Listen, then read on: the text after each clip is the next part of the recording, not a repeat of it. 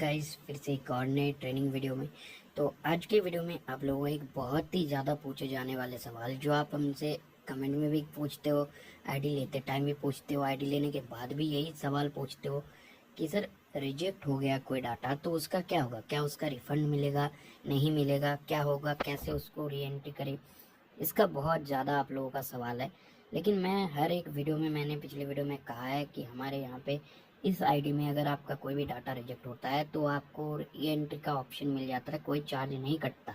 तो रिफंड की बात जो भी है, जैसा है, आपको इस वीडियो में पता चलेगा। तो वीडियो को एंड तक देखिएगा, ज़्यादा लंबा वीडियो हम इसका नहीं करेंगे, रिजेक्ट के ऊपर बताएंगे, क्योंकि ट्रेनिंग कैसे डेटा एंट्री करना है इसके ऊपर बहुत सारा वीडियो हमने बना रखा है।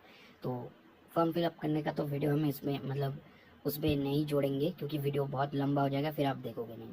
तो चलिए वीडियो को स्टार्ट करते हैं विदाउट एनी डिले। आपको डायरेक्ट मुद्दे की बात दिखाते हैं और बताते हैं कैसे आप री एंट्री करोगे। लेकिन उससे पहले एक बात आप लोगों से मैं क्लियर कर दूं, जो भी आप लोग हमसे आईडी लेने के लिए कांटेक्ट करते हो, जब भी आप कांटेक्ट करते हो, आप आके हमसे प्रूफ मांगते हो कि सर क्या प्रूफ है, आईडी मिलेगी नहीं मिलेगी। तो भाई प्रूफ मैंने ऑलरेडी दे रखा है व्हाट्सएप चैनल पे। आप पहले व्हाट्सएप चैनल को ज्वाइन करना। हमसे कांटेक्ट करने से पहले डिस्क्रिप्शन में आपको दोनों लिंक मिलेगा, व्हाट्सएप चैनल का और व्हाट्सएप नंबर का, दोनों मिलेगा। पहले आप व्हाट्सएप चैनल को ज्वाइन कर लेना, उसको ज्वाइन करके सारा प्रूफ देख लेना। आपको ट्रस्ट हो तो ही आप कांटेक्ट करना, अदरवाइज मत करना। क्योंकि कांटेक्ट करोगे आईडी लेने से पहले आपको पेमेंट करना होगा। ऐसा नहीं कि आप बोलो कि आईडी मिलेगा उसके बाद करेंगे, ऐसा नहीं होता। क्योंकि हमें भी आगे देना होता है, ये चीज़ आप लोग भी जानते हो कि हमारा भी खुद का कुछ नहीं होता। हमें भी एडमिन को सेंड करना होता है, EYDIC चार्ज करता है, सब कुछ हमारा भी फिक्स्ड होता है। ठीक है, तो ऐसा नहीं है कि हम आपको खुद से प्रोवाइड कर रहे हैं, हम कोई नहीं है प्रोवाइड करने वाले।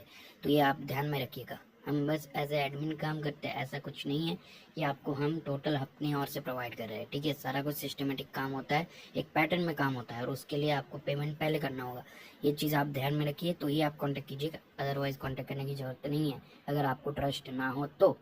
और अगर ट्रस्ट हो तो डिस्क्रिप्शन में लिंक है, आप जाके पहले प्रूफ देख लीजिएगा, उसके बाद ही कांटेक्ट कीजिएगा। ठीक है, अभी आपको दिखाते हैं। और आईडी का अभी प्राइस जो है 1499 उसी में चल रहा है, जिसमें आपको सारा काम मिल जाएगा, आपको अलग से कुछ भी एक्टिव करने की जरूरत नहीं पड़ेगी। और सर्टिफिकेट, आईडी कार्ड, सारा कुछ जैसा पहले बताया था वैसा ही चल रहा है। अभी के लिए कुछ हमने चेंज नहीं किया, लेकिन बहुत ही जल्दी ये प्राइस जो देख रहे हो वो चेंज हो जाएगा। ठीक है, तो वो आपको तब बताया जाएगा, फिलहाल अभी ऐसा कुछ नहीं है।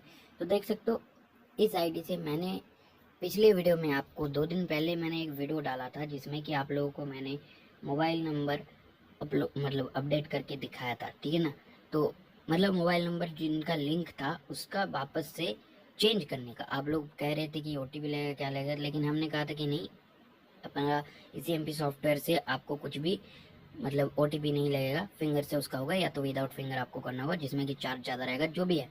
ठीक है, ये आप हमसे जब कांटेक्ट करोगे आपको बता दिया जाएगा। तो ये सब जहाँ ये सब दिख रहा है ये सब है। तो उसके बाद जो हमने वो डाला था, तो जैसे उसका रिजेक्ट हो गया, वो चीज़ रिजेक्ट हो गया, जिसमें कि उसमें हमने फिंगर जो है थोड़ा गड़बड़ हो गया था डालने में, जिसके कारण वो फिंगर जैसे आपको यहाँ पे दिख रहा होगा नीचे की 70% क्वालिटी होना चाहिए। लेकिन हम आपको एक आईडी लेने के टाइम बोले थे 70% ना भी हो तो एटलीस्ट 60% 50% से ऊपर रहना चाहिए। लेकिन उसमें आप लोगों ने देखा था कि 30 से ऊपर नहीं गया था, क्योंकि बुजुर्ग व्यक्ति था, जिसके कारण वो रिजेक्ट हो गया है। ठीक है, और मैं वो भी कहा था उस पर कि ये रिजेक्ट हो सकता है। ठीक है, तो वही हुआ है, रिजेक्ट हो गया। तो अब रिजेक्ट हो गया तो अब सबका क्वेश्चन है कि रिजेक्ट हो गया तो पैसा तो हमारा कट गया था उसी दिन। आप देखे होंगे वॉलेट से अपना जो चार्ज है वो कट गया है, उस दिन भी कटा है। उसके बाद इस आईडी से कोई वर्क नहीं किया है 2 दिन पहले। तो अब जब वो रिजेक्ट हो गया है तो अब देख सकते हो यहाँ पे रिफंड तो कुछ आया नहीं है। तो यही आप लोगों का सवाल है कि सर रिफंड नहीं आया, रिफंड नहीं है। आप लोग पूछते रहते हो कि सर अब वो रिजेक्ट हो गया तो उसका क्या होगा, या रिजेक्ट हो गया तो रिफंड आएगा कि नहीं, फॉर्म को कैसे करेंगे, या क्या होगा, रिफंड होगा कि नहीं होगा। तो अब मैं वो चीज़ आपको दिखा देता हूँ। जैसे वो हमारा रिजेक्ट हो गया, आपको देखना कैसे ट्रांजेक्शन, आप लिस्ट पे जाएंगे। तो हम लिस्ट पे चलते हैं। यहाँ पे लिस्ट पे जैसे ही आएंगे, यहाँ पे देखो अपना, यहाँ पे देख रहे हो कि वो अपडेट यहाँ पे रिजेक्ट दिखा रहा है, अपडेट रिजेक्ट। और यहाँ पे फिंगर सही से नॉट कैप्चर, ये जो भी दिखा रहा है। ठीक है, अब यहाँ पे देख रहे हो एक्शन पे, जहाँ पे अपने को हमने जब अपलोड किया था वहाँ पे जो रिसिप्ट आया था, अब वहाँ पे देखो जो रिजेक्ट हो गया, तो यहाँ पे क्या लिख के हमारा आ रहा है, एडिट फॉर्म। जो मैं बार बार बोलता हूँ कि फॉर्म को रीसबमिट करने का ऑप्शन आएगा, एडिट करने का ऑप्शन आएगा। यहाँ पे आप लोग देख लो, यहाँ पे एडिट फॉर्म का क्लियर ऑप्शन आ गया, ठीक है। यानी आपको उनका री एंट्री का कोई ज़रूरत ही नहीं है, ठीक है। आपका जो भी मिस्टेक है, मान लो आपने कोई मोबाइल नंबर गलत फिल कर दिया या उनका स्पेलिंग मिस्टेक कर दिया, कुछ भी ऐसा होता है कि जिसके कारण आपका जो है वैलिड नहीं होता, वो फेच नहीं होता और रिजेक्ट हो जाता है।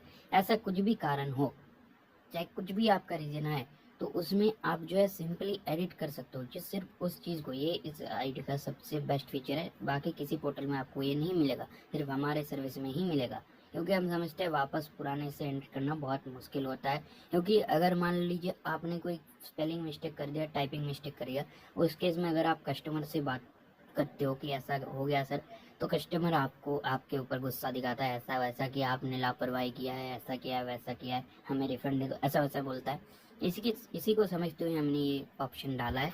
हाँ, अब कस्टमर का फिंगर इशू होगा, फेस इशू होगा, ऑथेंटिकेशन नहीं हुआ, वो तो कस्टमर का प्रॉब्लम है, वो कस्टमर भी समझेगा, वो आएगा। लेकिन अगर आपने कोई मिस्टेक कर दिया तो उस पर कस्टमर आपको मतलब कोऑपरेट नहीं करता, इसीलिए हमने ये ऑप्शन दे रखा है। तो अब हम क्या करेंगे, सिंपली इसको एडिट पे क्लिक कर देंगे। एडिट पे जैसे ही क्लिक करेंगे, यहाँ पे देखिए करेक्शन ऑलरेडी सबमिटेड, यहाँ पे क्या दिखा रहा है कि ये हमने ऑलरेडी सबमिट कर रखा है, ठीक है। कुछ रीज़न की वजह से ये जो है रिजेक्ट हुआ है, लेकिन हमने ऑलरेडी इसका फॉर्म भर दिया है, इसका सारा कुछ ऑलरेडी हमने सबमिट किया हुआ है। अब हमें यहाँ पे देखना है कि हमने गलती क्या किया था। तो यहाँ पे देख सकते हो सारा कुछ उनका डिटेल फिलअप ही है, हमें कुछ अलग से फिलअप करने की ज़रूरत नहीं है, ठीक है। सारा कुछ फिलअप है, बस यहाँ पे जो दिक्कत है आप वो चीज़ करेंगे। जैसे यहाँ पे फिंगर का प्रॉब्लम था, तो हम फिंगर वापस से लगाएंगे, सबमिट कर देंगे। नीचे जो चार्ज दिख रहा है उससे मतलब नहीं है, जो ऊपर होगा वही कटेगा, ये मैं बार बार बता रहा हूँ, वरना इससे भी आप लोग चिंतित हो जाते हो कि ऊपर कम दिखा रहा है नीचे ज़्यादा, तो ऐसा नहीं है, जो ऊपर है वही। क्योंकि आईडी बहुत तरीके का वैरायटी में हमारे यहाँ होता है, तो ये थोड़ा बहुत ग्लिच हो जाता है, जो आपको पता है इंटरनेट का चीज़ है, तो थोड़ा बहुत ग्लिच होता है, तो ये है। तो हम यहाँ से वापस से इसको जैसे लगा के सबमिट कर देंगे ना, तो ये हमारा फॉर्म रीसबमिट हो जाएगा। तो ये अब हम आपको करके दिखा देते हैं। तो यहाँ पे देख सकते हो हमने वापस से सारा कुछ एंट्री कर दिया है, ठीक है। और सिक्योरिटी पर्पज़ के लिए जो चीज़ हाइड हो जा रहा है वो आप थोड़ा इग्नोर कीजिएगा, क्योंकि यहाँ पे प्राइवेसी पॉलिसी सेफ्टी के लिए किया जा रहा है, ठीक है। तो ये आपको ध्यान में रखना है। तो जैसे हमने वापस से सारा कुछ कर दिया, अब हम सिंपली यहाँ पे देखिए अपडेट का ऑप्शन आ गया है, ठीक है, अपडेट और बैक। तो हम बैक तो करना नहीं है, हम यहाँ पे सिंपली अपडेट कर देंगे। तो जैसे हम अपडेट करेंगे, अपडेट कर दिया, यहाँ पे देख सकते हो वॉलेट से हमारा बैलेंस नहीं कटा है, जो पहले था वही है, ठीक है। ये आप देख लेना कि वॉलेट से जितना बैलेंस पहले था वही बैलेंस है। उनका नेम, मोबाइल नंबर मतलब ईमेल आईडी, मोबाइल नंबर है, इसलिए 150 कटा है, तो जो कटा है वही है, इसके अलावा कुछ भी कटा नहीं है, जो उस दिन कटा था वही है। वापस से यहाँ पे फॉर्म हमारा सबमिट हो गया। यहाँ पे कमेंट देख सकते हो, री अपलोड अगेन आ गया है, ठीक है, और अपडेट अंडर प्रोसेस में चला गया। अब फिर से हम रिसिप्ट डाउनलोड कर सकते हैं, फिर से हम कस्टमर को दे सकते हैं, फिर से हमारा डेटा जो है प्रोसेसिंग पे चला गया सर्वर पे। अब फिर से ये अपडेट आपका हो जाएगा, ठीक है। अगर फिर से रिजेक्ट होता है किसी कारण, तो फिर से आपका वो ऑप्शन आ जाएगा एडिट का, तो आपका अलग से चार्ज नहीं कटेगा।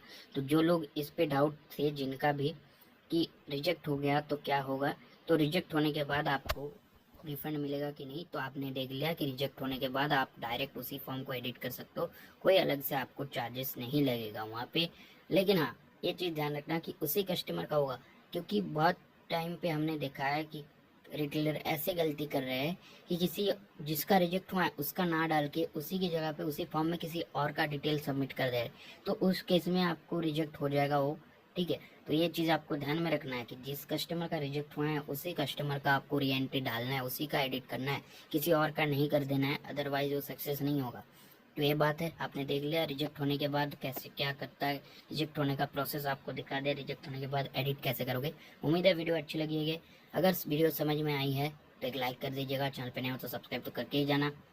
मतलब में आपको आईडी चाहिए तो डिस्क्रिप्शन में नंबर, लिंक, व्हाट्सएप चैनल का लिंक सारा कुछ है, आप जरूर से हमें कांटेक्ट कीजिएगा। मिलते हैं नेक्स्ट वीडियो में, तब तक के लिए जय हिंद, वंदे मातरम।